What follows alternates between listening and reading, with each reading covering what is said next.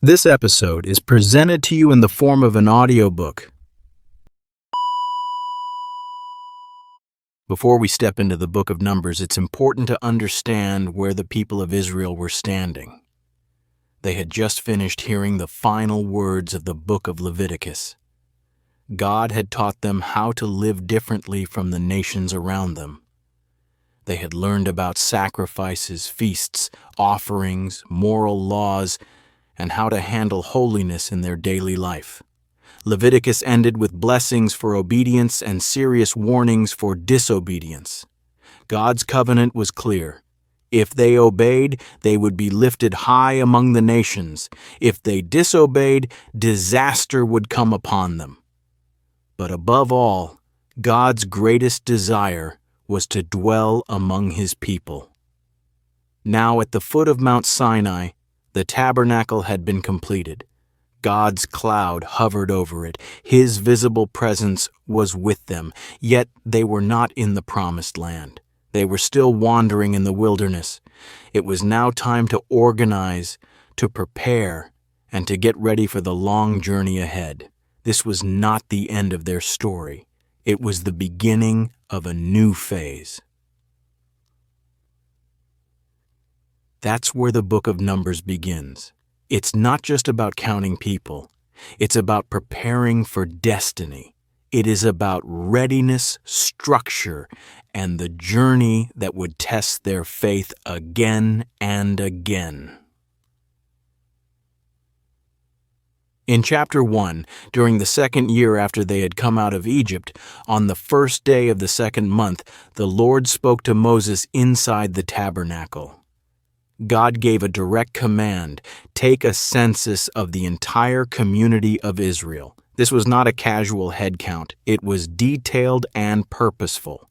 God asked for all the men who were 20 years old and older, men who could serve in Israel's army. The focus was clear. Israel was no longer just a group of freed slaves. They were being shaped into an army. Moses and Aaron were tasked with leading the census, but they would not do it alone. God appointed one leader from each tribe to assist them. These were men who had earned respect among their families, men of influence and leadership. God Himself listed them by name, giving them a clear place in this divine mission. From Reuben, Elizur, son of Shedeur. From Simeon, Shelumiel, son of Zurishaddai. From Judah, Nahshon, son of Amminadab. From Issachar, Nethanel, son of Zuar. From Zebulun, Eliab, son of Helon. From Ephraim, Elishama, son of Ammihud. From Manasseh, Gamaliel, son of Pedazur. From Benjamin, Abidan, son of Gideoni. From Dan, Ahiezer, son of Ammishaddai. From Asher, Pagiel, son of Ochran. From Gad, Eliasaph, son of Duel. From Naphtali, Ahira, son of Enan. These 12 leaders stood firmly beside Moses and Aaron. Together they carefully counted each tribe separately, making sure every eligible man was accounted for. The numbers were remarkable. Reuben, 46,500 men. Simeon, 59,300 men. Gad, 45,650 men. Judah, 74,600 men, the largest group. Issachar, 54,400 men. Zebulun, 57,400 men. Ephraim, 40,500 men. Manasseh, 32,200 men. Benjamin, 35,400 men. Dan, 62,700 men. Asher, 41,500 men. Naphtali, 53,400 men.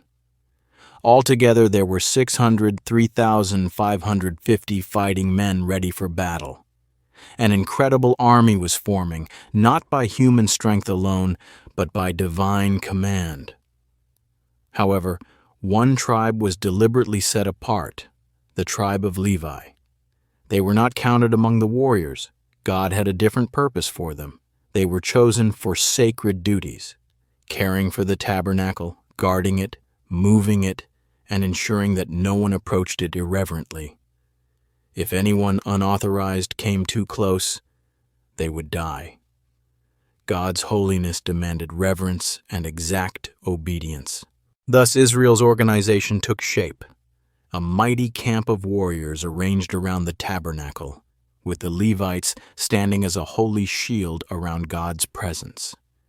It was a picture of both power and worship. Next, God instructed Moses and Aaron on how the camp was to be arranged when they stopped and when they moved. It was a divine layout, filled with meaning.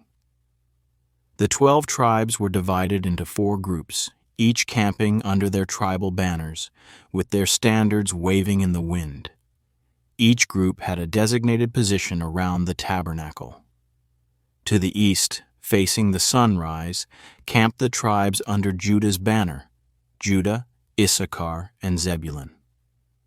Judah led this group, with his tribe numbering 74,600 men. Issachar followed with 54,400 men, and Zebulun with 57,400 men. This group would be the first to move whenever the camp set out. On the south side were the tribes of Reuben, Simeon, and Gad. Reuben's tribe had 46,500 men, Simeon had 59,300 men, and Gad had 45,650 men. They would move second, following the eastern tribes. At the center of the procession, protected from all sides, marched the Levites carrying the tabernacle and all its sacred furnishings. They symbolized the spiritual heart of Israel, God's presence dwelling in their midst. On the west side camped the tribes of Ephraim, Manasseh, and Benjamin. Ephraim had 40,500 men, Manasseh had 32,200 men, and Benjamin had 35,400 men. They moved out third. Finally, on the north side were the tribes of Dan, Asher, and Naphtali. Dan's tribe, the second largest after Judah, had 62,700 men.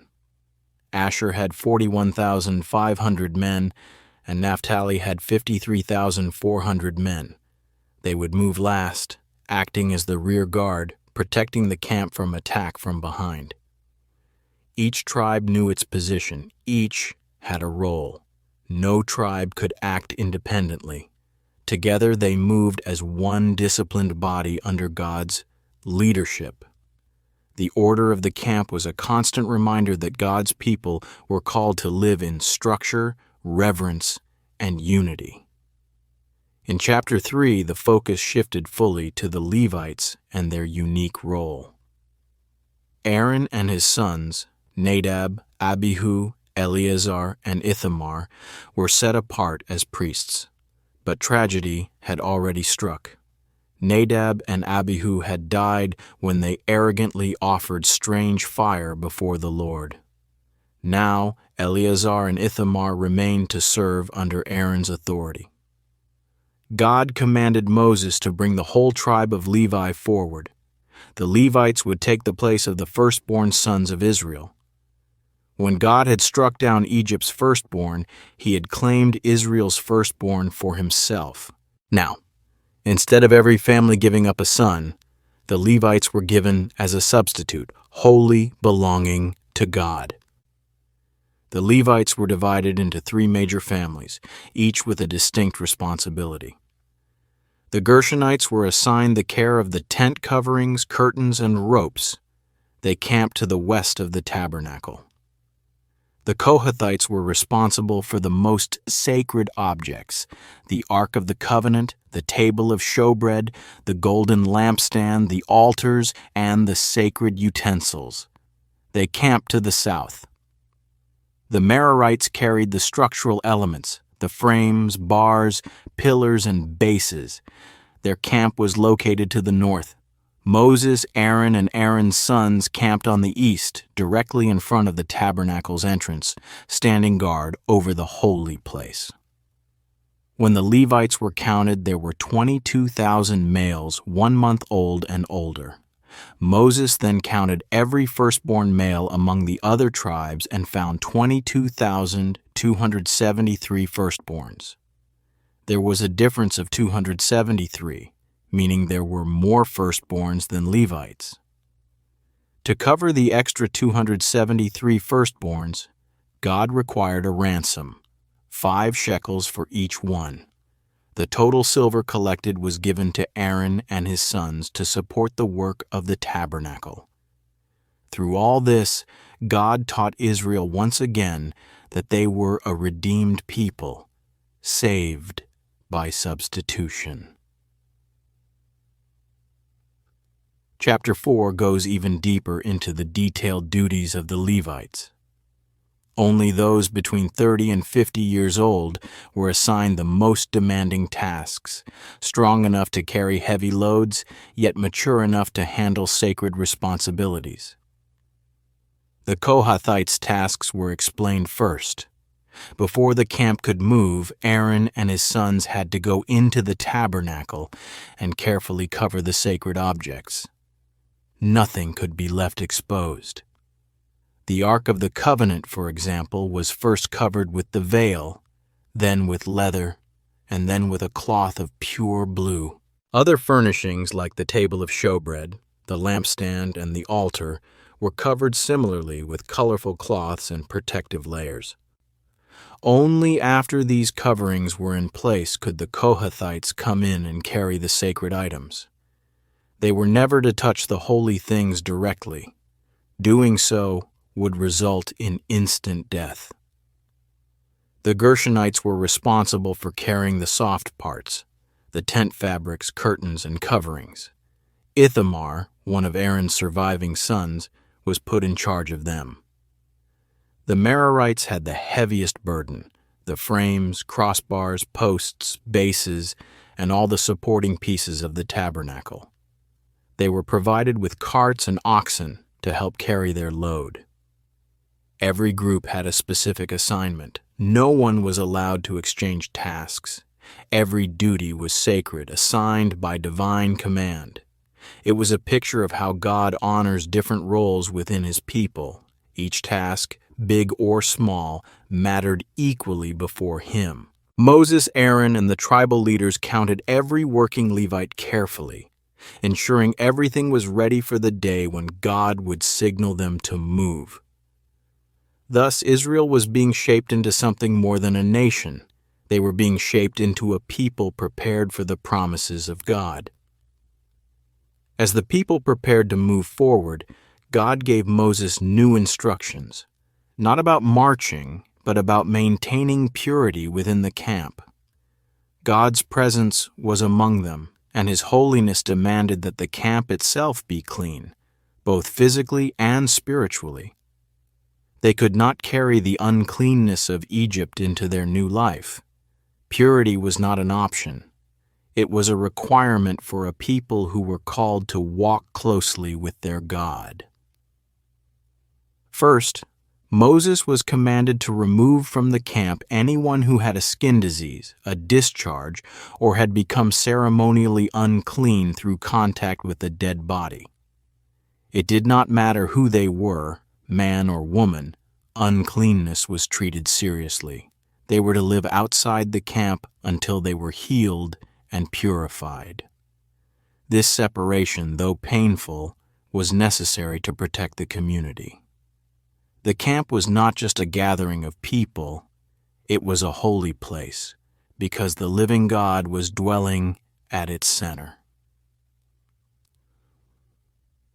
Next, God addressed matters of justice between people. If someone wronged another person, whether through theft, deception, or any form of sin, they were guilty not only against the victim, but against the Lord Himself. Confession was required. Sin could not be hidden away quietly. The wrongdoer had to make restitution, paying back the full value of what was wronged, plus an additional fifth, 20% more. If the victim had no close relative to receive the repayment, the restitution would go to the Lord to be given to the priest. Justice and restoration were not optional. Wrongs had to be acknowledged, confessed, and set right. Then came a very specific and detailed law, the test for an unfaithful wife. If a husband suspected his wife of being unfaithful but had no proof, no witnesses, no solid evidence, he could bring her before the priest. The priest would perform a ritual designed to reveal hidden sin if it existed. The woman would stand before the Lord. The priest would take holy water and mix it with dust from the tabernacle floor. He would loosen the woman's hair, place the offering of jealousy in her hands, and pronounce a solemn oath. She would drink the bitter water. If she was innocent, no harm would come to her. But if she was guilty, the curse would cause her body to suffer, her womb would miscarry, and she would bear the shame of her sin publicly. This test was not an act of cruelty. It was a system designed to protect marriages and uphold faithfulness within the camp. Innocence would be vindicated and hidden sin would not be allowed to destroy trust among God's people. In a community where purity, honesty, and loyalty were essential, even suspicion had to be addressed openly under God's authority. In chapter 6, God introduced the Nazirite vow, a special promise a person could make to separate themselves to the Lord in a deeper and more focused way for some time. This vow could be made by either a man or a woman. It was completely voluntary, but once it was made, it had to be honored fully and without compromise. Devotion to God required seriousness and commitment. The Nazirite had to observe 3 major rules during the period of their vow. First, they could have no wine or any product from the grapevine. They could not drink wine, eat grapes, raisins, grape seeds, or even grape skins. Their separation from worldly pleasures was total. Second, they could not cut their hair. Their uncut hair was a visible symbol of their consecration and separation to the Lord. Third, they could not come near a dead body, even if it was their parent, sibling, or close relative. Their devotion to God took precedence over family obligations during the time of their vow. If a Nazirite accidentally became defiled, for example, if someone suddenly died near them, the vow would be broken. They had to go through a purification process and then begin the days of their vow all over again. After their period of dedication, they were required to bring several offerings to the tabernacle: a burnt offering, a sin offering, a fellowship offering, and grain offerings. They would then shave their hair and burn it in the fire under the fellowship offering. Their entire season of consecration would end with this solemn act of devotion and thanksgiving. This chapter demonstrated that in Israel, anyone could pursue a deeper intimacy with God.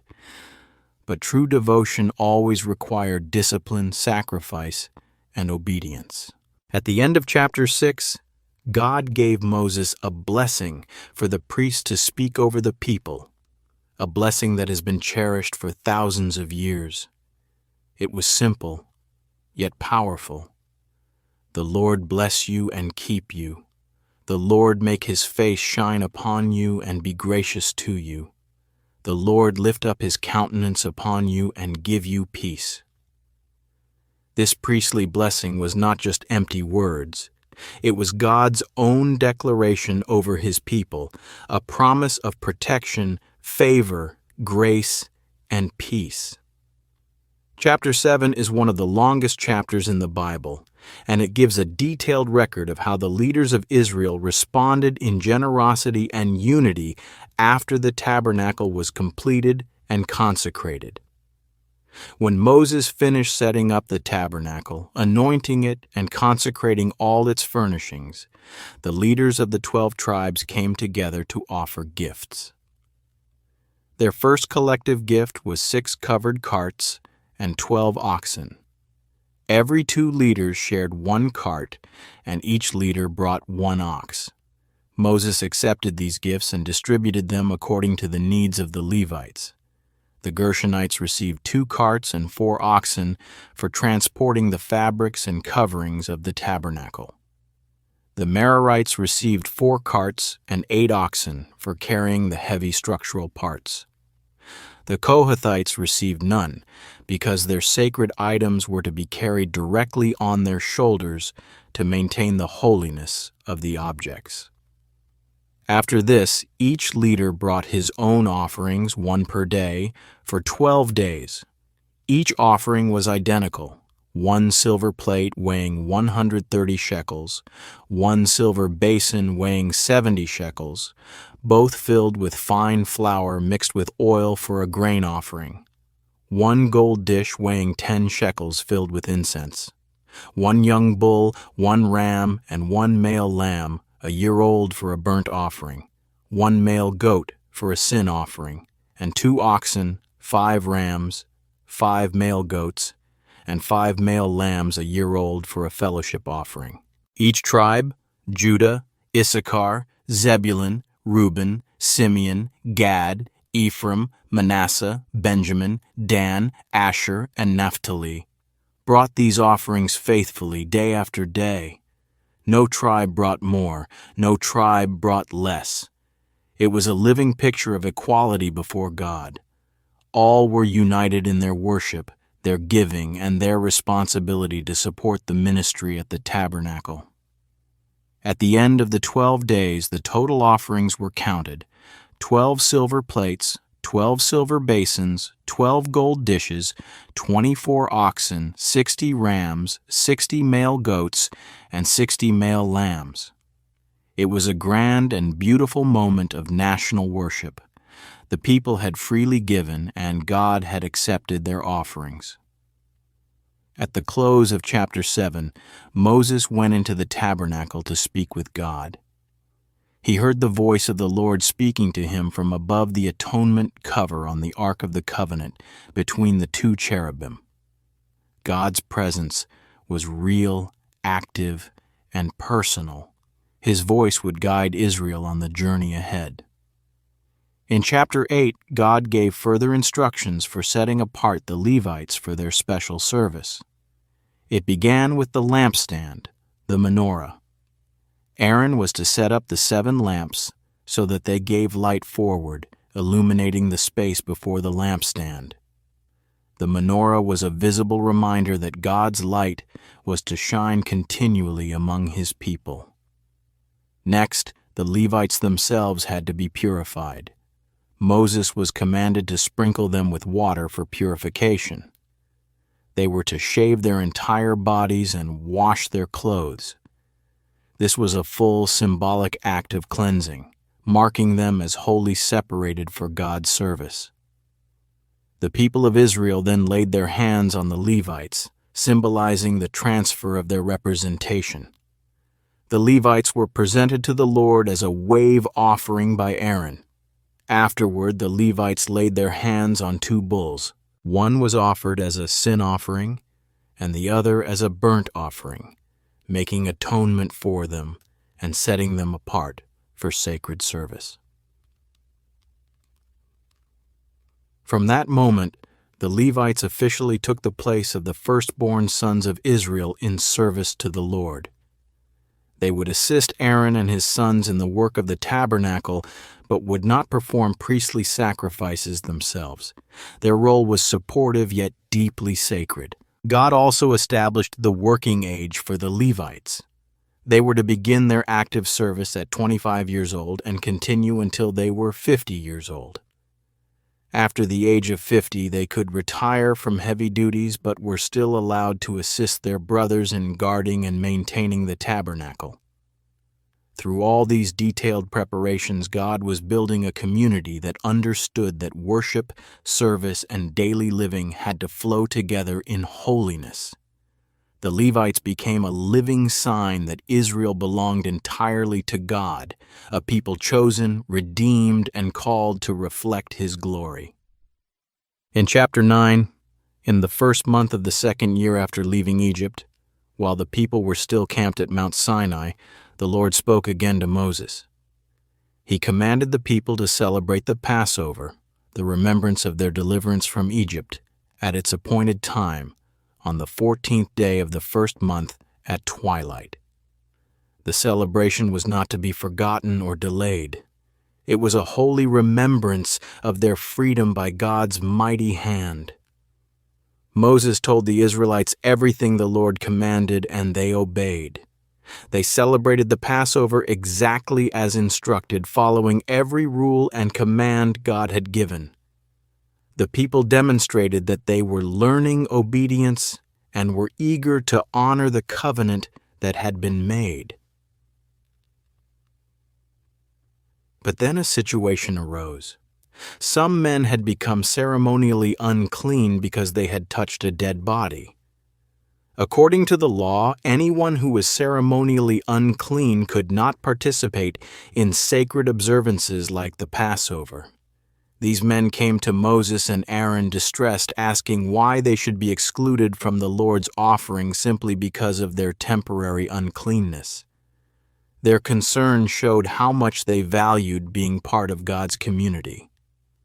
Moses, showing humility and wisdom, did not give a quick answer. Instead, he said, "Wait here until I find out what the Lord commands concerning you." Moses understood that leadership meant waiting on God's voice, not leaning on personal opinion. God answered with mercy. He instructed Moses that if someone was unclean because of a corpse, or if someone was away on a distant journey at the time of Passover, they could still celebrate. They would observe the Passover on the 14th day of the second month at twilight.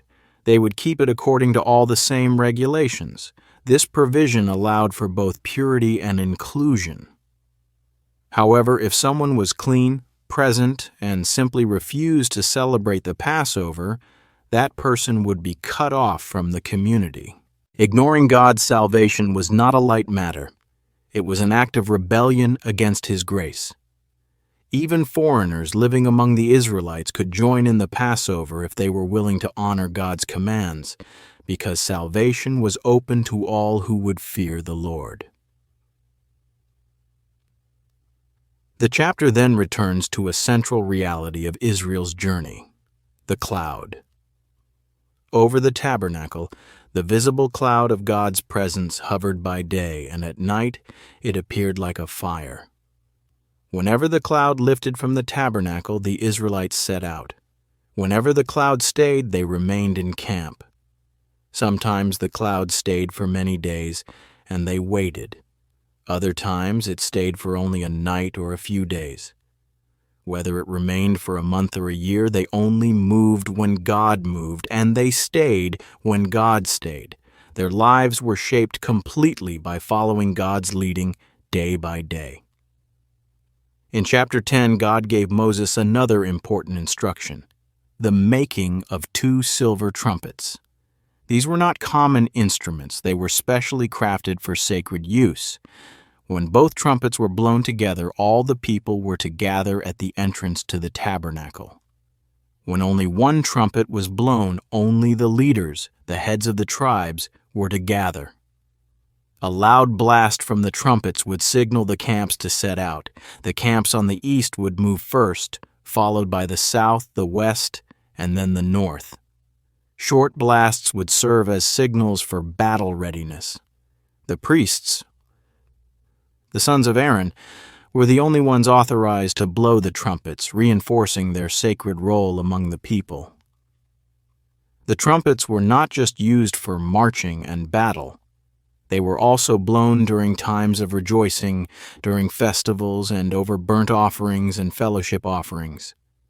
Their sound would be a memorial before God, reminding Him of His covenant with Israel and calling down His blessing upon His people. Finally, the historic moment arrived. The Israelites set out from Mount Sinai. On the 20th day of the second month of the second year, the cloud lifted from above the tabernacle. The people broke camp and moved out for the first time in organized order, just as God had commanded. The camp of Judah, under the leadership of Nahshon son of Amminadab, led the way.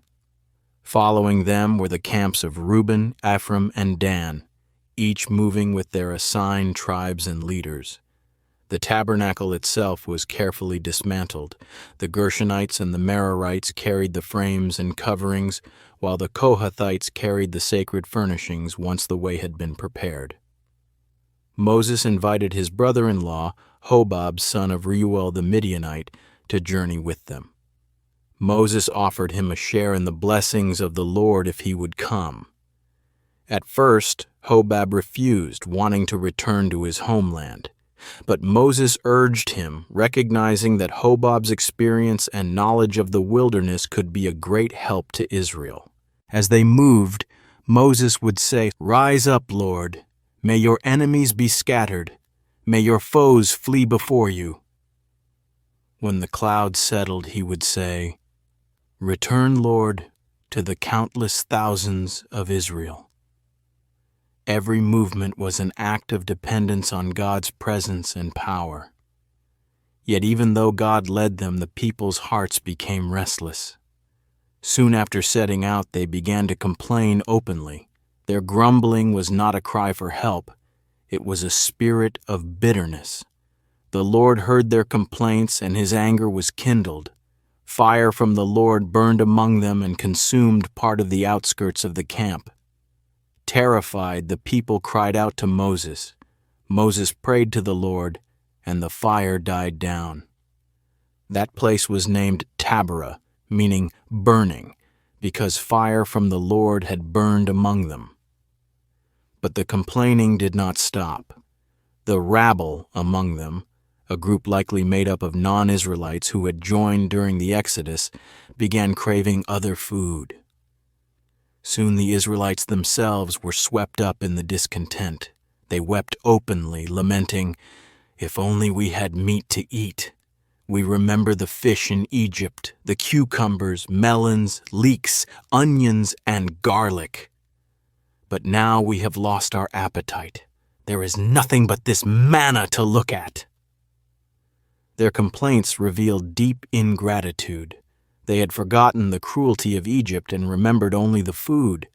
They despised the daily miracle of manna, which came with the morning dew, looking like coriander seed and tasting like something baked with olive oil. They prepared it in various ways, but their hearts grew weary of God's provision. Moses, crushed under the weight of leading a complaining people, cried out to God in desperation. "Why have you brought this trouble on your servant?" he asked. "Did I conceive all these people? Did I give them birth? I cannot carry all these people by myself. The burden is too heavy for me. If this is how you are going to treat me, please go ahead and kill me, if I have found favor in your eyes." God responded with compassion. He told Moses to gather 70 elders of Israel, men recognized as leaders. God would take some of the spirit that was on Moses and put it on them so they could share the burden of leadership. Then God addressed the people's craving.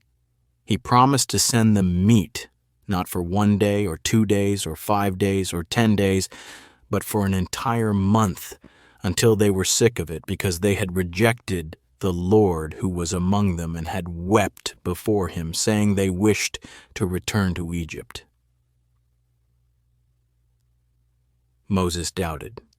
He said, "Here I am among 600,000 men on foot, and you say, 'I will give them meat for a whole month'?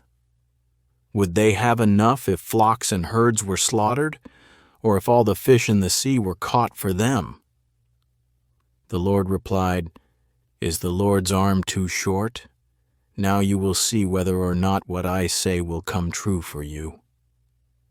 God sent a powerful wind that blew quail from the sea. They fell around the camp, covering the ground in every direction as far as a day's walk and piled several feet deep.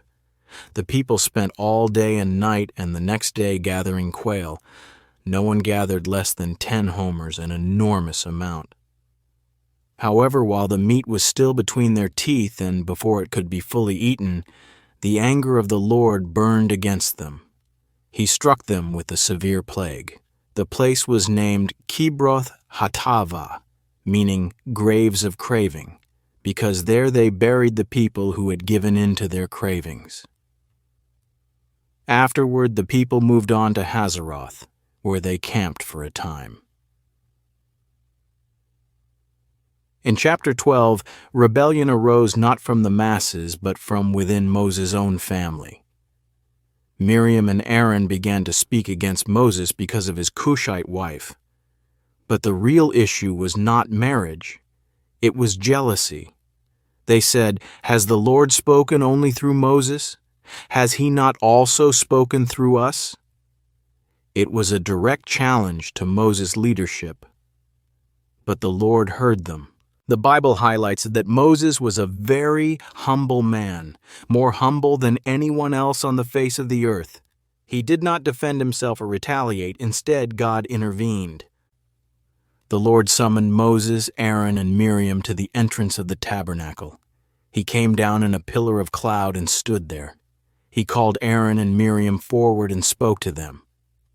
"When there is a prophet among you, I, the Lord, reveal myself to them in visions. I speak to them in dreams. But this is not true of my servant Moses. He is faithful in all my house. With him I speak face to face, clearly and not in riddles. He sees the form of the Lord. Why then were you not afraid to speak against my servant Moses?" The anger of the Lord burned against them, and he departed. When the cloud lifted, Miriam's skin was diseased, white as snow. She had been struck with leprosy. Aaron, horrified, turned to Moses and pleaded for mercy. Moses cried out to the Lord, "Please, God, heal her." The Lord replied that Miriam would be shamed for 7 days, as if her own father had spit in her face. She was to be confined outside the camp for 7 days, and only afterward could she be restored. So Miriam was shut out of the camp, and the people did not move until she was brought back. After her return, they left Hazeroth and camped in the desert of Paran.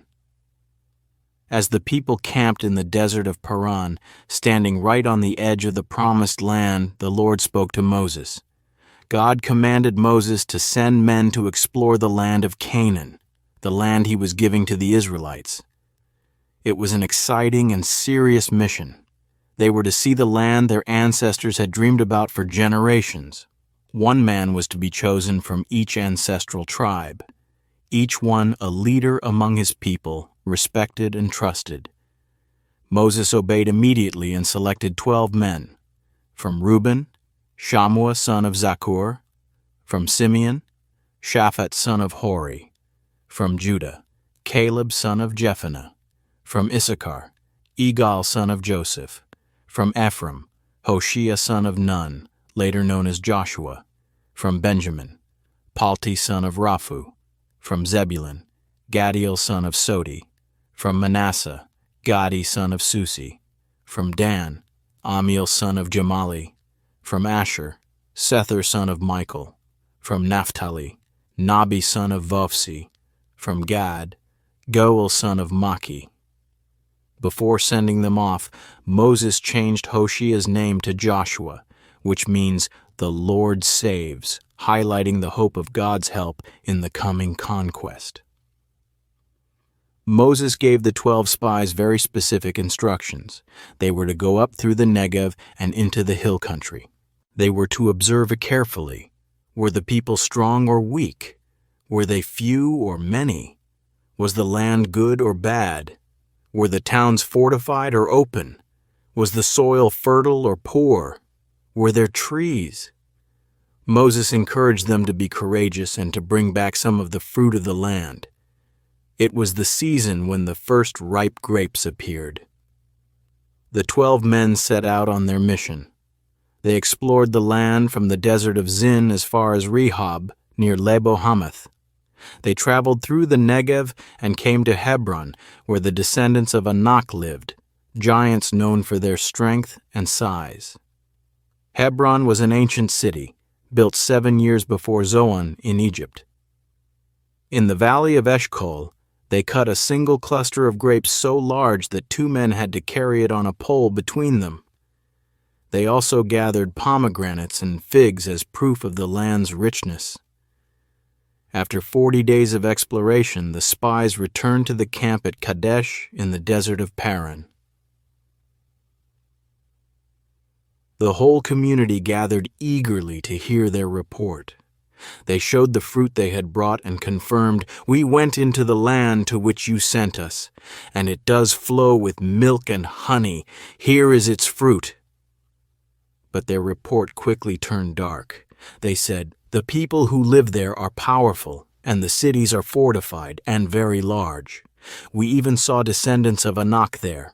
The Amalekites live in the Negev, the Hittites, Jebusites, and Amorites live in the hill country, and the Canaanites live near the sea and along the Jordan." Panic began to spread among the people. Caleb stepped forward, silencing the crowd. With courage and faith, he declared, "We should go up and take possession of the land, for we can certainly do it." But the other men disagreed. They spread fear among the people, saying, "We cannot attack those people. They are stronger than we are." They painted a terrifying picture of the land, describing it as one that devours those living in it, and the people as giants. "We seemed like grasshoppers in our own eyes," they said, "and we looked the same to them." Fear filled the camp that night. The people wept loudly. Their cries echoed through the night air.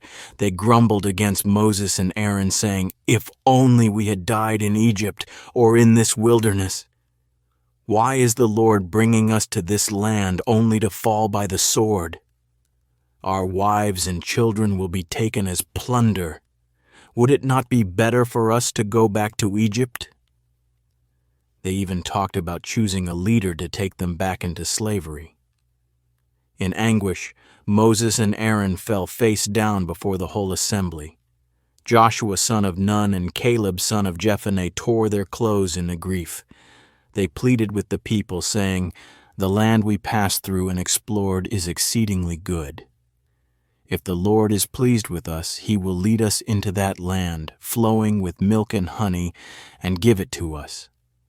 Only do not rebel against the Lord. Do not be afraid of the people of the land, because we will devour them.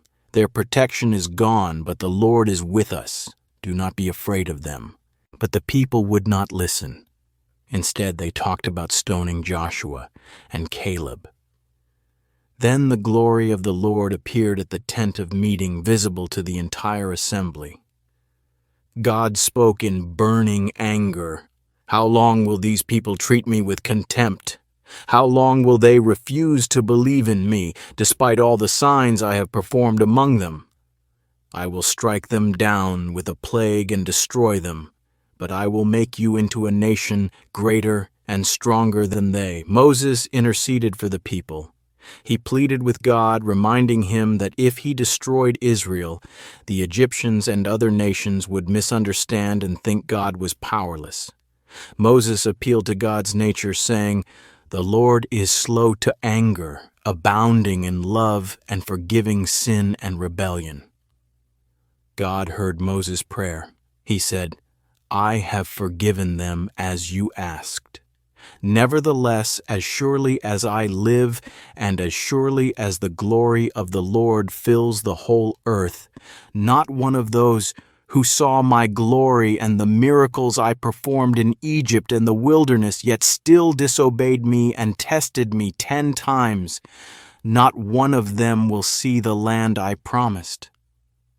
All those 20 years old and older who had grumbled would die in the wilderness. Only Caleb and Joshua would enter the promised land." God commanded that the people turn back toward the desert. They would wander for 40 years, 1 year for each day the spies had explored the land, until that generation passed away. The 10 men who had spread fear among the people were struck down by a plague and died immediately. The people mourned deeply. The next morning, without permission, they tried to go up into the hill country. "We are ready to go up to the land the Lord promised," they said. "Surely we have sinned." But Moses warned them, "Do not go up, because the Lord is not with you. You will be defeated by your enemies." Nevertheless, they went up, without Moses, without the Ark of the Covenant. The Amalekites and Canaanites attacked them and crushed them all the way back to Hormah. In spite of all this, God's covenant with his people remained. In chapter 15, God gave Moses laws about offerings for when the Israelites would eventually enter the promised land, a clear reminder that his promises were still alive.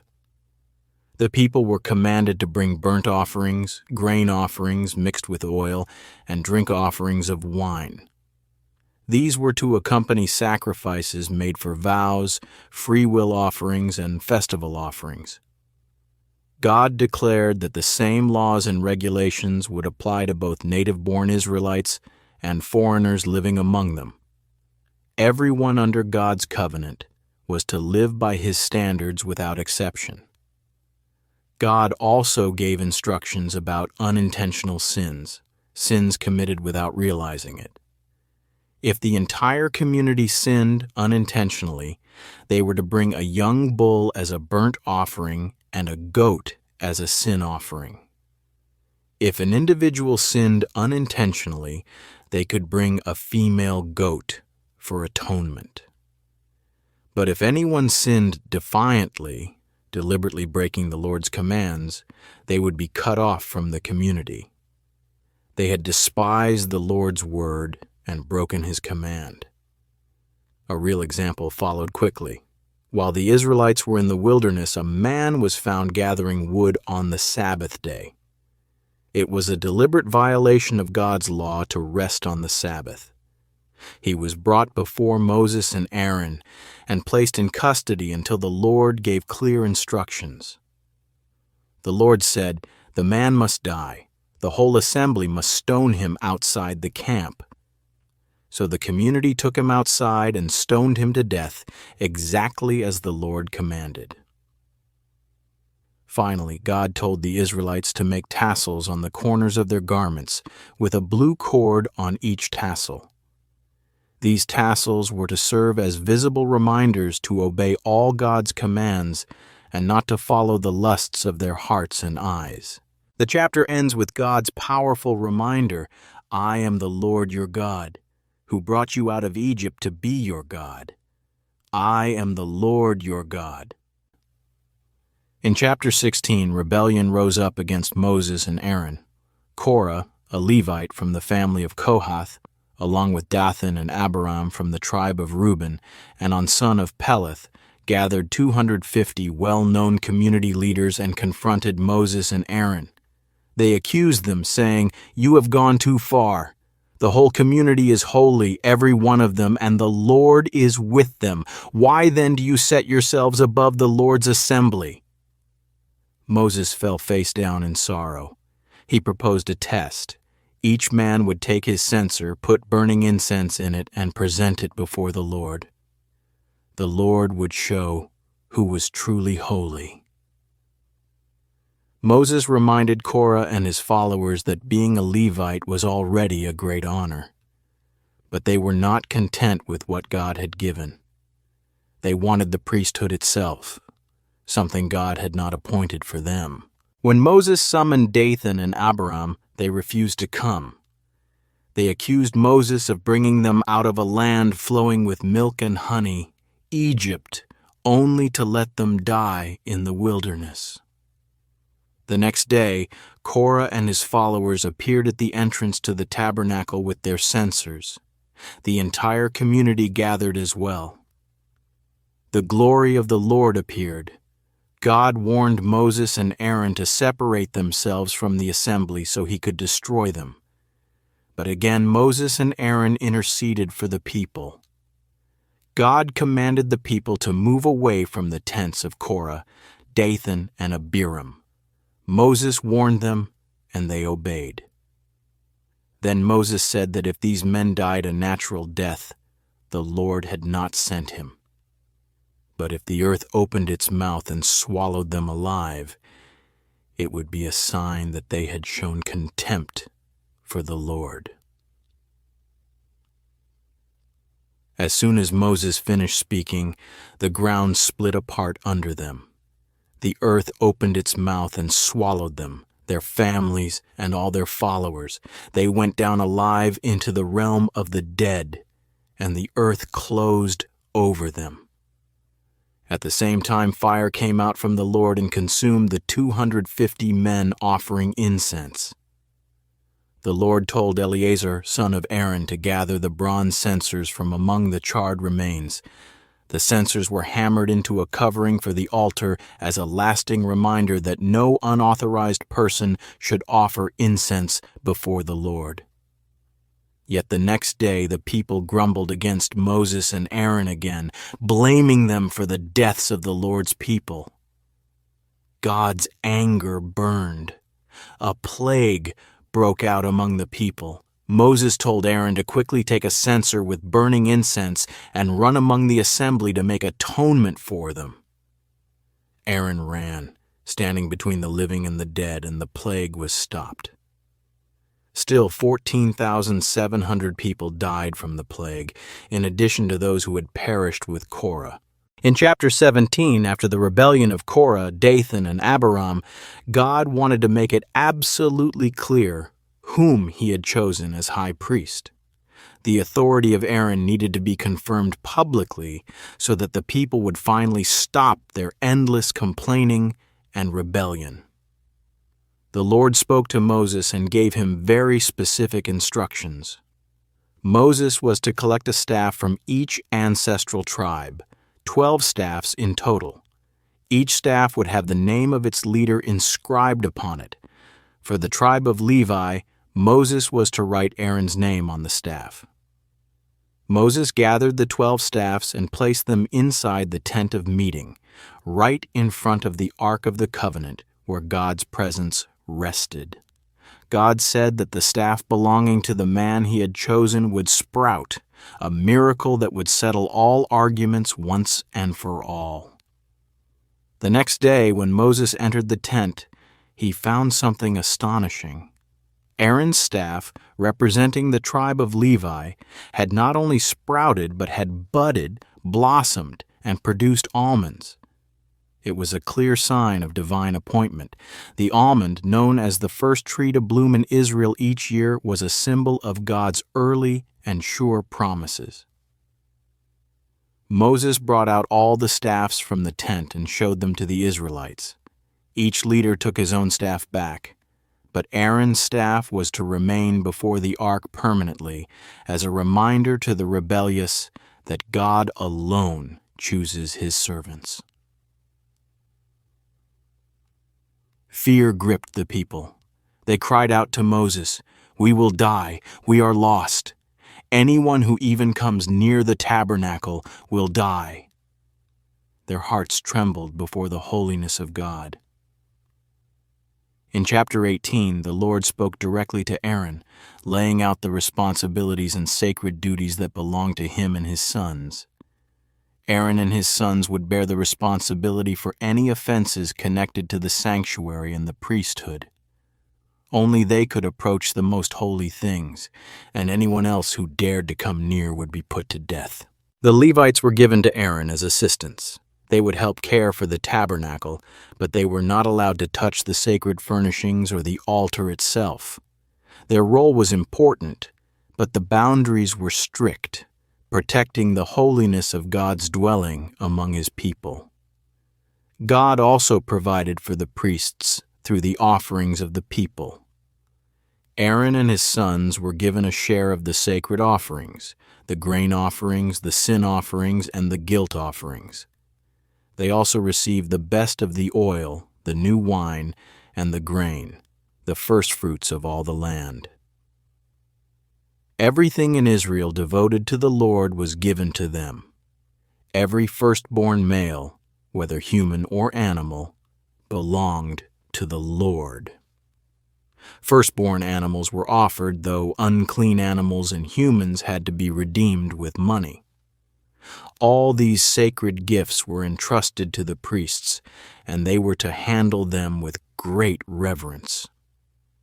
However, the priests were not to receive any inheritance of land among the tribes. God Himself was to be their inheritance. Their provision would come directly from the offerings brought by the people to honor the Lord. As for the Levites, God gave them the tithes collected from Israel, 1/10 of all the people's produce, in exchange for their work at the tabernacle. In return, the Levites were to offer 1/10 of their received tithes back to the Lord as an offering which was given to the priests.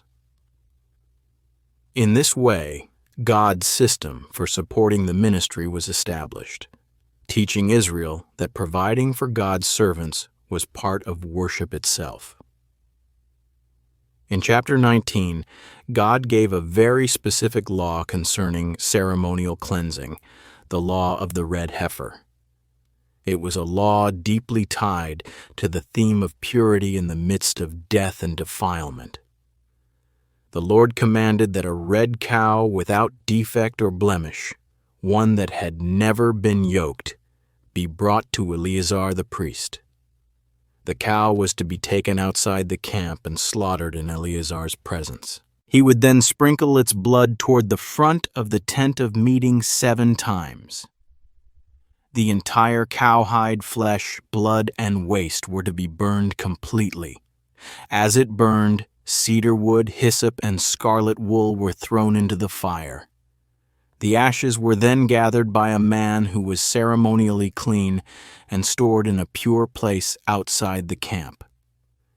These ashes were kept to make the water of purification, used to cleanse anyone who became unclean by touching a dead body. Whoever touched a corpse became unclean for 7 days. On the 3rd and 7th days, they had to be cleansed with the water mixed with the ashes. If they refused, they would be cut off from the community because they had defiled the Lord's sanctuary. This law emphasized how seriously God viewed purity. Death, as a result of sin, brought defilement, and God's people needed cleansing before they could return to worship. Chapter 20 is marked by grief and failure. First, the Israelites arrived at the desert of Zin and stayed at Kadesh. It was here that Miriam, the sister of Moses and Aaron, died and was buried. Her death was a solemn moment for the entire nation, for she had been a leader and a prophetess among them. Soon after, the people again fell into complaint. There was no water. They quarreled bitterly with Moses and Aaron, questioning why they had been brought into the wilderness only to die along with their livestock. Their memories of Egypt were twisted by their suffering. Moses and Aaron went to the entrance of the tent of meeting and fell face down before God, seeking His direction. The Lord told Moses, "Take the staff, and you and your brother Aaron gather the assembly together. Speak to that rock before their eyes, and it will pour out its water." But Moses, overcome by anger and frustration, committed a tragic error. Instead of speaking to the rock, he shouted at the people, "Listen, you rebels! Must we bring you water out of this rock?" Then he struck the rock twice with his staff. Water gushed out, and the people drank. But God was grieved by Moses' disobedience. He said to Moses and Aaron, "Because you did not trust in me enough to honor me as holy in the sight of the Israelites, you will not bring this assembly into the land I give them." This place was called Meribah, meaning quarreling, because it was there that the Israelites quarreled, and God showed Himself holy. Later, Moses sent messengers to the king of Edom requesting safe passage through their land. He reminded them of Israel's hardships in Egypt and how the Lord had delivered them. But Edom refused, sending out a large and powerful army to block the way. Israel turned away, avoiding conflict with their relatives. At Mount Hor, near Edom's border, the Lord spoke again. Aaron's time had come. Because of the disobedience at Meribah, he would not enter the promised land. Moses was to take Aaron and his son Eleazar up Mount Hor. There Moses would remove Aaron's priestly garments and put them on Eleazar, transferring the high priesthood. Moses did as the Lord commanded. In full view of the people, Moses, Aaron, and Eleazar ascended Mount Hor. Moses removed Aaron's garments and placed them on Eleazar. There, on the mountain, Aaron died. The entire community mourned for Aaron for 30 days. His death marked the end of an era, but his legacy continued through Eleazar, the new high priest. In chapter 21, after mourning the death of Aaron, the Israelites continued their long journey through the wilderness. Each step brought them closer to the promised land, but each step also brought new challenges to overcome. As they traveled toward Canaan, the Canaanite king of Arad, who lived in the Negev, heard about Israel's approach. Acting swiftly, he attacked the Israelites and captured some of them. The people cried out to the Lord in desperation, making a vow, "If you will deliver these people into our hands, we will totally destroy their cities." God listened to their cry. He handed the Canaanites over to Israel. They destroyed the Canaanite cities and named the place Hormah, meaning destruction. Their victory was a reminder that when they trusted God fully, He fought for them. But the hardships of the wilderness journey were far from over. The people set out from Mount Hor along the route to the Red Sea to go around Edom, since Edom had refused to let them pass through. The way was long and difficult. As time wore on, the people grew impatient. Once again they spoke against God and Moses, saying, "Why have you brought us up out of Egypt to die in the wilderness? There is no bread, there is no water, and we detest this miserable food." Their words revealed a deep contempt for God's faithful provision of manna. In response, the Lord sent venomous snakes among them. The snakes bit the people, and many died. Faced with suffering, the Israelites hurried to Moses and confessed their sin. They said, "We sinned when we spoke against the Lord and you. Pray that the Lord will take the snakes away from us." Moses prayed for the people, and God answered surprisingly. He told Moses, "Make a snake and put it up on a pole. Anyone who is bitten can look at it and live." Moses made a bronze snake and lifted it high on a pole. Whenever anyone was bitten and looked at the bronze snake, they lived. It was not the bronze snake that saved them. It was their faith in God's provision. Much later, Jesus would refer to this moment, explaining that just as Moses lifted the snake in the wilderness, so the Son of Man must be lifted, so that everyone who believes in him may have eternal life. Afterward, the Israelites resumed their journey. They traveled through many places: Oboth, Aye Abarim, the Zered Valley, and the region near the Arnon River. In the wilderness, they sang songs of God's provision, especially celebrating the wells where He gave them water to drink. When they reached the territory of Sihon, king of the Amorites, they sent messengers asking permission to pass through peacefully. But Sihon refused. He gathered his army and went out to battle against Israel. Israel fought bravely and defeated Sihon's forces. They captured all his cities, including Heshbon, which became a central city for Israel. They settled in the Amorite cities, making them their own. From there they turned toward Bashan. Og, king of Bashan, came out against them with his entire army. Og was known for his strength and size, but the Lord spoke to Moses, saying, "Do not be afraid of him, for I have delivered him into your hands, along with his whole army and his land." Israel attacked, defeated Og and his forces completely, and took possession of his territory. With every victory, God was showing his people that no enemy could stand against them when he was with them. But not all the enemies would come with swords. Balak, son of Zippor, the king of Moab, saw all that Israel had done to the Amorites. Fear gripped Moab, and the people were terrified. Balak decided to take a different approach. He would seek to weaken Israel through a curse. Balak sent messengers to summon Balaam, son of Peor, a famous seer who lived near the Euphrates River. Balak said, "A people has come out of Egypt. They cover the face of the land and have settled next to me. Come now, curse these people for me, because they are too powerful for me. Perhaps then I will be able to defeat them and drive them out." Balak's messengers brought rewards of divination, payment for Balaam's services. When they arrived, Balaam told them to stay the night while he sought the word of the Lord. God came to Balaam and asked, "Who are these men with you?" Balaam explained the situation, but God firmly told him, "Do not go with them. You must not put a curse on those people, because they are blessed." The next morning, Balaam sent the officials back to Balak with a refusal. But Balak would not give up. He sent more princes, more numerous and distinguished than before. They offered Balaam even greater honors and riches.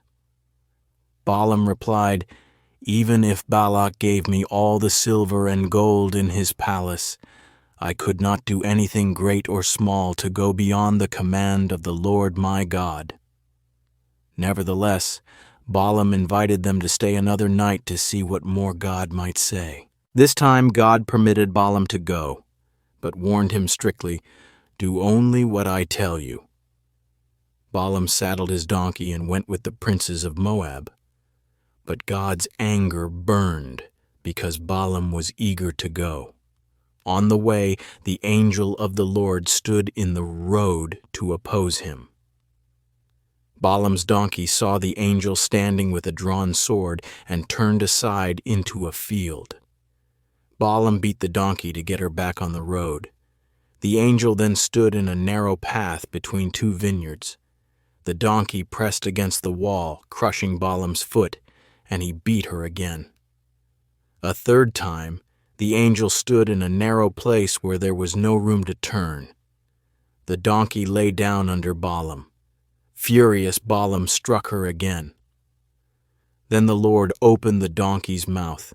She said to Balaam, "What have I done to you to make you beat me these 3 times?" Balaam answered, "You have made a fool of me. If only I had a sword in my hand, I would kill you right now." The donkey said, "Am I not your own donkey, which you have always ridden to this day? Have I ever been in the habit of doing this to you?" Balaam admitted, "No." Then the Lord opened Balaam's eyes. He saw the angel of the Lord standing there with a drawn sword. Balaam bowed low and fell face down. The angel rebuked Balaam, warning him again to speak only what the Lord instructed. Balaam humbled himself and continued on his journey. When Balaam arrived, Balak brought him to a high place overlooking Israel's camp, hoping Balaam would curse them. Balak built 7 altars and offered 7 bulls and 7 rams on each altar. Balaam then went alone to seek a message from the Lord. God put a word in Balaam's mouth.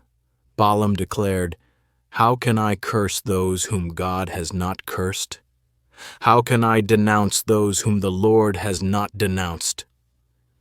Balaam prophesied that Israel would be a people set apart, numerous, strong, and blessed. Balak was furious. "What have you done to me? I brought you to curse my enemies, but you have done nothing but bless them." Balak tried again. He took Balaam to another place, hoping for a different result. Again they built 7 altars and offered sacrifices. Again Balaam went alone to seek the Lord. Once more the Lord gave Balaam a word of blessing. God is not human, that he should lie, not a human being, that he should change his mind. Does he speak and then not act? Does he promise and not fulfill? Balaam declared that no misfortune would come to Israel because God was with them. Balak's frustration grew. "Neither curse them at all, nor bless them at all," he demanded. But Balaam reminded him that he could only speak what the Lord had commanded. When Balaam saw that it pleased the Lord to bless Israel, he did not seek omens this time. Instead, he looked toward the wilderness, where Israel was camped tribe by tribe. The Spirit of God came upon him, and he prophesied, "How beautiful are your tents, Jacob, your dwelling places, Israel. Like valleys they spread out, like gardens beside a river, like aloes planted by the Lord, like cedars beside the waters." He spoke of Israel's victories, their strength, and their future triumph over enemies. Balak's anger burned fiercely. He struck his hands together and told Balaam, "I summoned you to curse my enemies, but you have blessed them these 3 times." Before departing, Balaam spoke one final prophecy. He foretold the rise of a star out of Jacob, a scepter that would crush Moab and overcome Israel's enemies. He saw Amalek's defeat, the downfall of the Kenites, and the destruction that would come from ships of western lands. Then Balaam rose and returned home, and Balak went his own way, defeated not by armies but by the unstoppable blessing of God upon his people. While Israel camped in Shittim, right on the edge of the promised land, disaster struck. But it did not come from swords or armies. It came from within. The Israelite men began to indulge in sexual immorality with the Moabite women. These women invited them to the sacrifices of their gods, and the people ate the sacrificial meals and bowed down before the Moabite idols. Israel yoked themselves to Baal of Peor, a terrible act of betrayal against the Lord who had rescued them. The Lord's anger burned fiercely against Israel for their disloyalty and corruption. God spoke to Moses with clear instructions. "Take all the leaders of these people, kill them, and expose them in broad daylight before the Lord, so that the Lord's fierce anger may turn away from Israel." Moses then commanded the judges of Israel, "Each of you must put to death those of your people who have yoked themselves to Baal of Peor." Even while this judgment was underway, something shocking and bold happened. An Israelite man brought a Midianite woman right into the camp openly and shamelessly, in full view of Moses and the whole assembly. They were gathered and weeping at the entrance to the tent of meeting over the sin and its consequences. When Phinehas, son of Eleazar and grandson of Aaron the priest, saw this outrage, he rose from among the assembly, took a spear in his hand, and followed the man into his tent. He drove the spear through both the Israelite man and the Midianite woman, killing them both at once. The plague that had broken out against Israel was stopped immediately, but by the time the plague ended, 24,000 people had already died. The Lord spoke to Moses, commending Phinehas. "Phinehas, son of Eleazar, the son of Aaron the priest, has turned my anger away from the Israelites. In his zeal for my honor among them, he made atonement for them." Because of his zeal, God made a special covenant with Phinehas, a covenant of lasting priesthood for him and his descendants after him, God also commanded Moses to view the Midianites as enemies, because they had deceived Israel and led them into sin through their women and their gods. After the plague, the Lord instructed Moses and Eleazar the priest to take a new census of the Israelites, counting every male 20 years old and older who could serve in the army. This was a new generation, different from the one counted at Mount Sinai. Most of the original generation had perished in the wilderness because of their rebellion. The new census recorded, from Reuben, 43,730 men. From Simeon, 22,200 men. From Gad, 40,500 men. From Judah, 76,500 men. From Issachar, 64,300 men. From Zebulun, 60,500 men. From Manasseh, 52,700 men. From Ephraim, 32,500 men. From Benjamin, 45,600 men. From Dan, 64,400 men. From Asher, 53,400 men. From Naphtali, 45,400 men. The total number of fighting men was 601,730. Very close to the number from the first census taken years before. The Lord instructed that the land of Canaan would be divided among the tribes according to the size of each tribe, but the specific locations would be assigned by casting lots under God's direction. The Levites were counted separately. Their clans, the Gershonites, Kohathites, and Merarites, totaled 23,000 males 1 month old and older. They were not given a portion of land like the other tribes because their inheritance was the service of the Lord. It was solemnly recorded that not one of those who had been counted in the first census had survived, except for Caleb, son of Jephunneh, and Joshua, son of Nun. They alone from that rebellious generation would enter the promised land. This new generation stood at the threshold of promise, carrying the lessons and scars of the past. Chapter 27 opens with a remarkable and courageous act. 5 sisters, Mahlah, Noah, Hoglah, Milcah, and Tirzah, daughters of Zelophehad, came forward. They stood before Moses, Eleazar the priest, and the leaders at the entrance to the tent of meeting and made their case. Their father, Zelophehad, had died in the wilderness without leaving any sons. They said, "Why should our father's name disappear from his clan because he had no son? Give us property among our father's relatives." Their appeal was respectful, but bold. They sought justice not just for themselves, but for their family's legacy. Moses brought their case before the Lord. God answered with great clarity. What Zelophehad's daughters are saying is right. You must certainly give them property among their father's relatives and give their father's inheritance to them. God established a new and lasting legal principle. If a man died without a son, his inheritance was to pass to his daughter. If there were no daughters, it would go to his brothers, then to his father's brothers, and finally to the nearest relative in his clan. Through this, God showed that He valued fairness and family preservation. His laws made sure that no family line would be wiped out simply because of a lack of male heirs.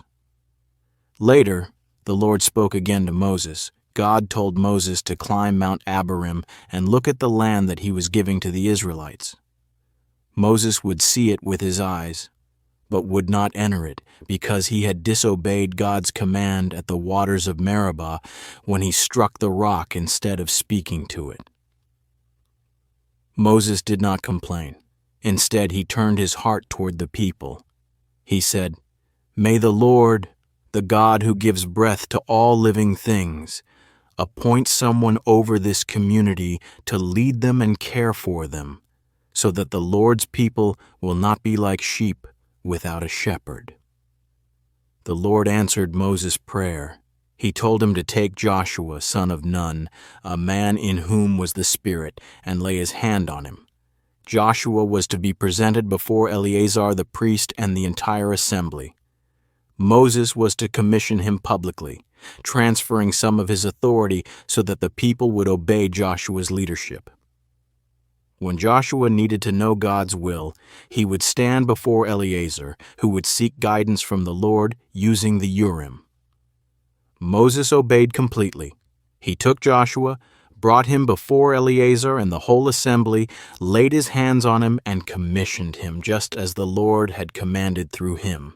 This act of commissioning showed the people that their future was secure under the leadership God had chosen. As Israel stood on the edge of the Promised Land, God once again spoke to Moses, reminding him of the sacred offerings that were to continue when the people entered the land. Worship was not something they would leave behind in the wilderness. It was to be part of their lives always, rooted in every day, every season, every step forward. The Lord said, "Command the Israelites and say to them, 'See that you present to me at the appointed time my food offerings as an aroma pleasing to me.'" It was a reminder that God's presence and holiness must remain at the center of their lives. God first instructed them about the daily offerings. Every day, without fail, they were to offer 2 male lambs a year old, one in the morning and one at twilight. Along with each lamb, they were to bring a grain offering of the finest flour mixed with pressed olive oil and a drink offering of wine. The rhythm of worship was to be unbroken, morning and evening, offering their devotion to God in an ongoing, faithful pattern. Next, God reminded them of the Sabbath offerings. On every Sabbath day, 2 additional lambs were to be offered, along with grain and drink offerings above and beyond the regular daily offerings. The Sabbath was a day set apart, a time of rest and remembrance of God's provision and holiness. Then came the monthly offerings at the beginning of each new month, the new moon festival.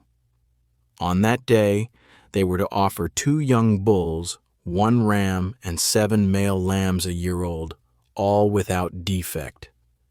Grain offerings and drink offerings were to accompany each sacrifice. In addition, a male goat was to be offered as a sin offering. Each month was to begin with a renewal of worship and dedication. God continued by detailing the annual festivals, the sacred calendar that marked Israel's year with times of gathering, remembrance, and offering. First was the Passover on the 14th day of the first month, followed by the festival of unleavened bread beginning on the 15th day. For 7 days they were to present offerings to the Lord, 2 young bulls, 1 ram, and 7 male lambs each day, along with their grain and drink offerings, plus a male goat each day for a sin offering. The celebration of their deliverance from Egypt was never to be forgotten. On the Festival of Weeks, also called Pentecost, they were to offer special sacrifices in gratitude for the first fruits of the harvest. It was a time of recognizing God's provision and blessing. In the 7th month, the celebrations multiplied. On the first day was the Feast of Trumpets, a day of rest and trumpet blasts, with offerings of 1 young bull, 1 ram, and 7 lambs, plus the necessary grain and drink offerings, and a goat for a sin offering. On the 10th day came the Day of Atonement, a solemn day of fasting and repentance. Special sacrifices were offered to cleanse the people from their sins before God. Beginning on the 15th day was the Feast of Tabernacles, lasting 7 days. Each day the number of bulls sacrificed decreased, 13 on the first day, 12 on the second, and so on down to 7 on the seventh day. Every day included 2 rams, 14 lambs, and 1 goat as a sin offering. On the 8th day there was a final sacred assembly with its offerings. These detailed instructions reminded Israel of 2 central truths. First, that atonement and relationship with God required continual sacrifice and cleansing. Second, that worship was meant to be a joyful rhythm, woven through every part of life. At the close of the chapter, Moses reminded the people that these festival offerings were in addition to their daily offerings, vows, free will offerings, grain offerings, drink offerings, and fellowship offerings. Worship was not an occasional act, it was a way of life. In chapter 30, Moses addressed the seriousness of making vows, sacred promises made to the Lord. He spoke to the heads of the tribes, laying out the command of God. When a man makes a vow to the Lord or takes an oath to obligate himself by a pledge, he must not break his word, but must do everything he said.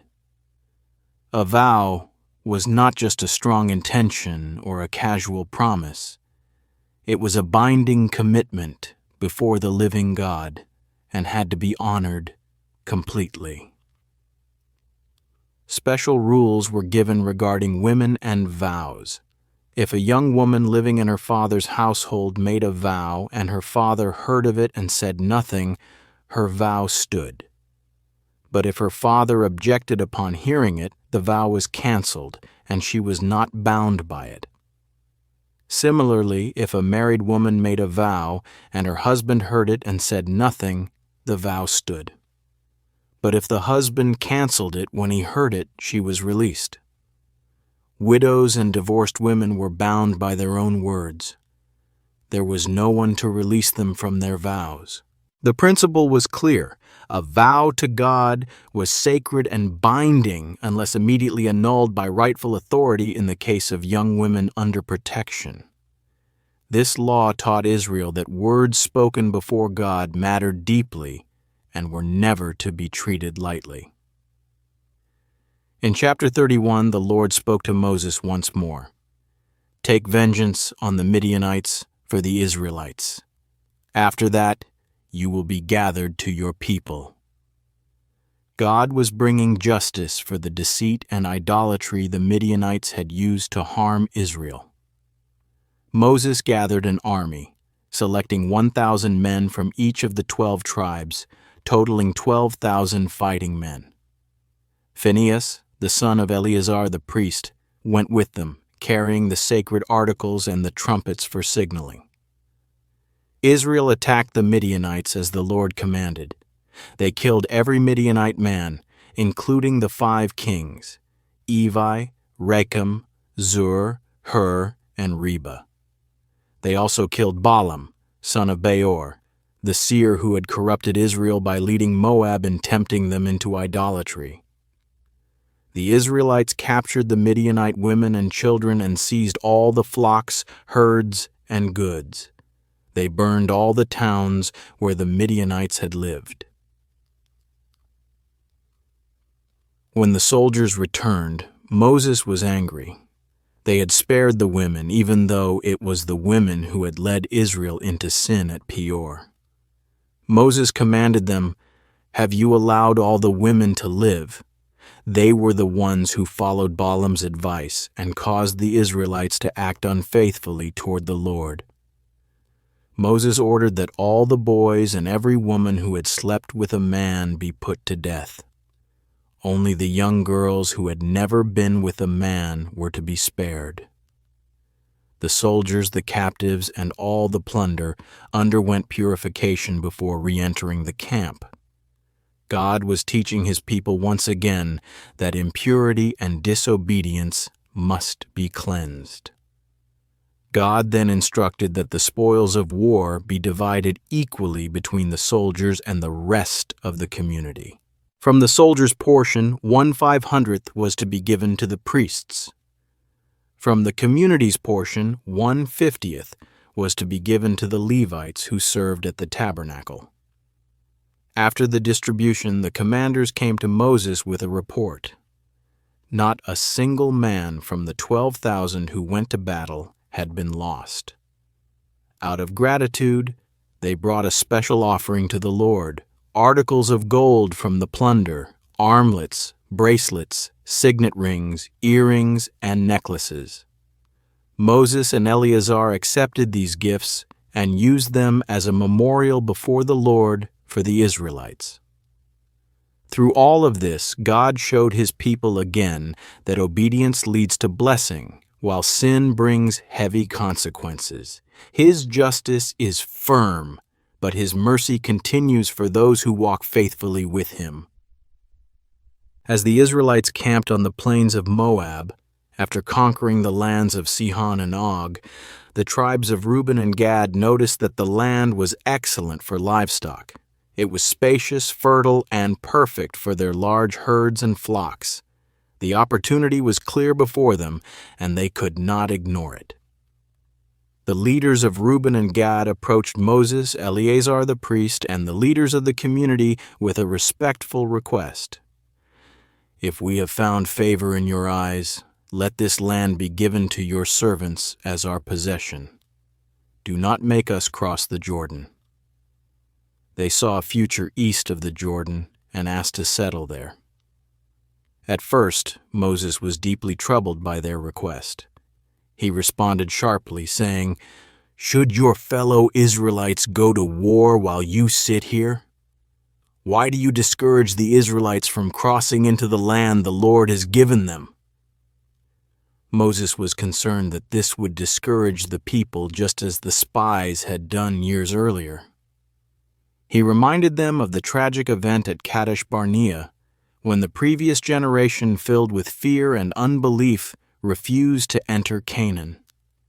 That rebellion led to 40 years of wandering and death in the wilderness.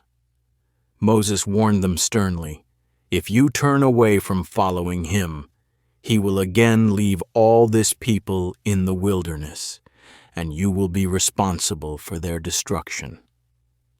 The leaders of Reuben and Gad quickly clarified their intention. They promised that they would build pens for their livestock and cities for their women and children east of the Jordan. But when Israel went to war to conquer Canaan, they would go ahead of their brothers armed for battle and would not return home until every Israelite had received his inheritance. Hearing their vow, Moses agreed, but he made their commitment formal and binding. He said, "If you do this, if you arm yourselves before the Lord for battle, and if every one of you crosses over the Jordan until the Lord has driven his enemies out before him, then when the land is subdued before the Lord, you may return." Moses added a solemn warning, "But if you fail to do this, you will be sinning against the Lord, and you may be sure that your sin will find you out." Their promise was not to be taken lightly. Thus the agreement was established. In addition to Reuben and Gad, half the tribe of Manasseh also asked for territory east of the Jordan. Moses granted them the lands of Sihon, king of the Amorites, and Og, king of Bashan, all the conquered territory. The tribes of Reuben, Gad, and half of Manasseh fortified cities and renamed some of them, settling into the inheritance they had requested while promising to fight faithfully alongside their brothers. Chapter 33 records the journey of the Israelites from their deliverance in Egypt to the plains of Moab. God commanded Moses to record every stage of the journey, marking the faithfulness and discipline of the Lord throughout the long years. The journey began in Ramesses on the 15th day of the first month, the day after the Passover. The Israelites marched out boldly in full view of the Egyptians, while Egypt was still mourning the loss of its firstborn sons. From Ramesses they traveled to Succoth, then to Etham on the edge of the desert. They turned back to Pi Hahiroth, near Baal Zephon, and camped near the sea. There, God opened the waters of the Red Sea, delivering Israel and destroying Pharaoh's army. They journeyed through the desert of Shur, reaching Marah where the water was bitter, and then to Elim, where there were 12 springs and 70 palm trees. Each name marked a lesson learned, about need, about provision, about obedience. The list continued through many wilderness camps, Dophka, Alush, Rephidim, where there was no water, and Sinai, where they received the law. From there they moved on to Kibroth Hattava, where they craved meat and faced a deadly plague, then to Hazeroth, and onward through place after place, Rithma, Rimmon Perez, Libnah, Rissa, Kehalatha, Mount Sheper, Harada, Makaloth, Tahath, Terah, Mithka, Hashmanah, Moseroth, Bene-Jaakan, Hor-Haggidgad, Jotbatha, Abrona, Ezion-Geber, Kadesh, and Mount Hor, where Aaron died and was succeeded by Eleazar as high priest. The journey pressed on through Zalmona, Punon, Oboth, Aye Abarim, Dibon-Gad, Almon-Diblathaim, and finally to the plains of Moab along the Jordan River across from Jericho. As they prepared to enter Canaan, God gave them clear instructions. They were to drive out all the inhabitants of the land, destroy all carved images, and demolish the high places of worship. God warned them that if they failed to remove the Canaanites completely, those who remained would become thorns in Israel's sides and snares to their hearts. What God intended to do to the Canaanites, he would instead do to Israel if they disobeyed. The land was to be divided among the tribes by lot, with larger tribes receiving more and smaller tribes receiving less. God's promises were ready to be fulfilled, but obedience would determine how fully they were enjoyed. In chapter 34, the Lord spoke to Moses, giving him detailed boundaries for the land Israel was to inherit. Every side was carefully described, leaving no confusion about what God was giving to his people. The southern boundary would begin in the desert of Zin along the border of Edom, stretching from the southern tip of the Dead Sea, passing south of Kadesh Barnea, moving to Hazar Adar and on to Azmon, finally reaching the Brook of Egypt and ending at the Mediterranean Sea. The western boundary would be simple, the coastline of the Mediterranean Sea itself. The northern boundary would extend from the Mediterranean eastward to Mount Hor, then to Lebo Hamath, reaching Zedad, Ziphron, and ending at Hazar Enan. The eastern boundary would run south from Hazar Enan to Shephem, down to Riblah on the east side of Ain, following the slopes east of the Sea of Galilee, and down the Jordan River to the Dead Sea. God was drawing the map of their inheritance before they had even stepped into it, establishing the gift fully in his authority. The Lord then named those who would oversee the division of the land. Eleazar the priest and Joshua son of Nun would lead the process. They would be assisted by one leader from each tribe, from Judah, Caleb son of Jephunneh, from Simeon, Shemuel son of Ammihud, from Benjamin, Eldad son of Kislon, from Dan, Buki son of Jogli, from Manasseh, Haniel son of Ephod, from Ephraim, Kemuel son of Shiftan, from Zebulun, Elizaphan son of Parnash, from Issachar, Paltiel son of Azan, from Asher, Ahihud son of Shalomi, from Naphtali, Pedahel son of Ammihud. Each of these men would help ensure that the land was divided fairly according to the command of God. No tribe was left to guess, and no leader acted alone.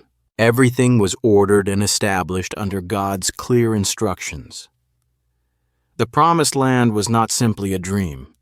It was now a real inheritance, waiting just across the Jordan, a testimony to God's promises kept and a calling to faithful living. As the Lord continued preparing Israel for life in the Promised Land, he gave Moses very important final instructions. These were not small details. They were about the very structure of society that would be built in Canaan, one where justice, mercy, and holiness would be woven into daily life. God said that when the Israelites entered Canaan, they must give the Levites towns to live in. Since the Levites would not receive a tribal territory of their own like the other tribes, they were to be given cities scattered throughout Israel, along with surrounding pasture lands for their animals. Every tribe would share the responsibility of providing for those who ministered before the Lord. The Levites were to be given a total of 48 towns, including 6 very special towns called cities of refuge. These cities would be a vital part of the system of justice God was establishing among His people. The pasture lands around each Levitical town were carefully measured. They were to stretch outward 1,000 cubits from the town walls in every direction. Beyond that, an additional 2,000 cubits would form a large square around the town. These lands would provide for the needs of the Levites, supporting them as they served God full-time. Among the 48 towns, the cities of refuge had a unique and merciful purpose. They were places where someone who had accidentally killed another person could flee to for safety. These cities protected people from being immediately killed by an avenger, usually a close family member of the deceased, until a proper trial could be held. God then gave specific laws about murder and manslaughter. If someone killed another person intentionally with an iron object, a stone, or a wooden tool, it was murder. The murderer was to be put to death. If someone pushed another person out of hatred or threw something at them intentionally or struck them with their hands in anger and the victim died, it was murder. In these cases, the murderer must die. But if someone killed another person accidentally, without hostility or premeditation, for example, by dropping a heavy stone while working, they could flee to a city of refuge. There, they would be safe until they stood trial before the assembly. The avenger of blood was allowed to pursue the person who killed. However, if it was proven that the death was accidental, the killer was required to stay in the city of refuge until the death of the high priest. Only after the high priest died could they safely return home. If the person left the city of refuge early, the avenger was allowed to kill them without guilt. God was teaching Israel that human life was precious and that justice had to be fair, not driven by emotion, anger, or rash revenge. He also set strict rules about evidence. No one could be put to death on the testimony of only one witness. There had to be multiple witnesses to ensure fairness and truth. God made it clear that murderers must be executed and no ransom or payment could be accepted to spare their lives. Likewise, someone who fled to a city of refuge could not pay money to return home early. Justice could not be bought. It had to be pure and true. Murder polluted the land. Bloodshed defiled the ground where God's presence was meant to dwell, and the land could not be cleansed except by the blood of the one who committed murder. God finished His instructions with a final command: "Do not defile the land where you live and where I dwell, for I, the Lord, dwell among the Israelites." Holiness was not optional. It was the very foundation of their life together. The final chapter of Numbers, chapter 36, returns to the case of the daughters of Zelophehad, Mahlah, Noah, Hoglah, Milcah, and Tirzah. Earlier, these 5 sisters had courageously asked for their father's inheritance since he had no sons. God had granted their request, ensuring justice for them. But now a new concern arose from within their own tribe. The heads of the clan of Gilead from the tribe of Manasseh came to Moses and the leaders. They respectfully raised a problem. If Zelophehad's daughters marry men from other Israelite tribes, their land will be taken from our ancestral inheritance and added to the tribe they marry into. So part of the land belonging to our tribe will be lost.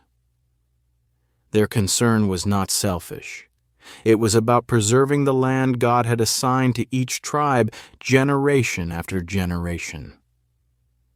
Moses brought the matter before the Lord, and God responded with a wise and fair solution. He said that Zelophehad's daughters were free to marry anyone they wished, but only within their own tribe. This way, their land would remain within the tribe of Manasseh, protecting the inheritance God had given. This ruling became a permanent law for all of Israel. Every daughter who inherited land had to marry someone from her tribe, so that land would not shift from one tribe to another over time. Zelophehad's daughters obeyed God's command. They married their cousins on their father's side, men from the clans of Manasseh, and their inheritance remained within their tribe. Their faith, courage, and obedience secured both justice for themselves and the unity of Israel. Thus, the book of Numbers comes to a close. It is a story of a people shaped by hardship, rebellion, deliverance, discipline, and above all, the faithfulness of God. Israel stood no longer as slaves wandering in confusion, but as a nation prepared to enter the land God had promised to Abraham, Isaac, and Jacob. They were poised on the very edge of fulfillment, with clear commands, strong leadership, and a future of blessing and responsibility ahead. If this message spoke to you today, please subscribe and stay connected. Let's keep growing, learning, and walking this journey together. Your support truly means more than you know. Until next time, God bless you.